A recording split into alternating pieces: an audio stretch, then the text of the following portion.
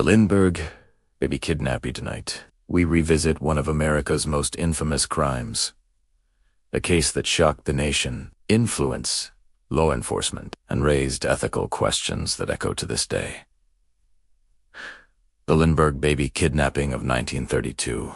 On the evening of March 1st, 1932, Charles Lindbergh, the famous aviator who made the first solo flight across the Atlantic, was at his home in New Jersey with his wife, Anne.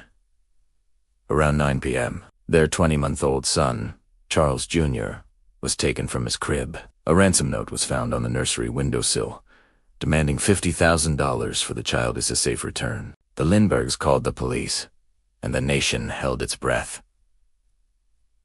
Newspapers exploded with headlines. For weeks, the country followed every development. Forensics in 1932 was primitive compared to today. Investigators relied on ladder wood examination.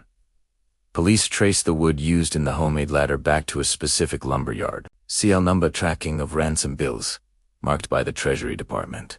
These methods may seem simple now, but at the time, they represented cutting-edge detective work. In 1934, 2 years later, a man named Bruno Richard Hauptmann, a German immigrant and carpenter, was arrested after he used a marked ransom bill to buy gasoline. Police searched his home and claimed to find more ransom money hidden in his garage. Wood experts also argued the ladder matched lumber from his attic. At trial, Hauptmann maintained his innocence, insisting he was framed. Yet, in 1935, after what was called the trial of the century, he was convicted of kidnapping and murder. In 1936, he was executed in the electric chair. Media, literacy, and ethical questions. But here's where ethics come in. The Lindbergh case highlights several ongoing issues. Media hype.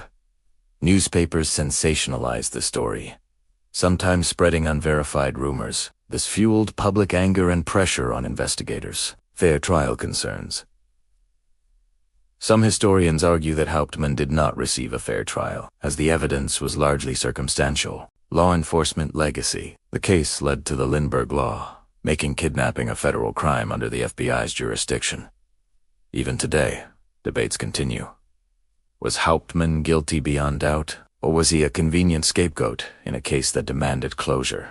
The Lindbergh kidnapping reminds us that true crime stories aren't just about the crime itself, but about the aftermath, the justice system, the media, and the lessons society learns. When we revisit such cases, we must ask not only what happened, but also how do we tell these stories responsibly.